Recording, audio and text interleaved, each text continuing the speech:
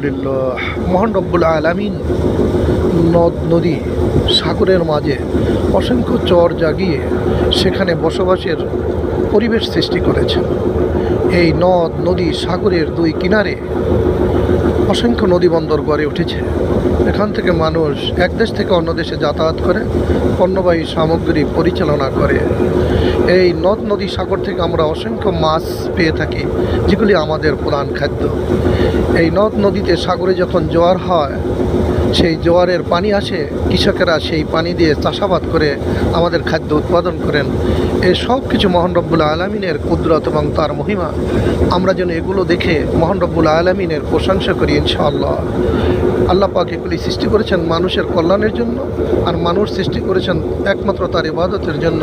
তাই যেন আমরা মহান রব্বুল আলামিনের ইবাদত করি ইনশাআল্লাহ। আসসালামু আলাইকুম রহমতুল্লাহ।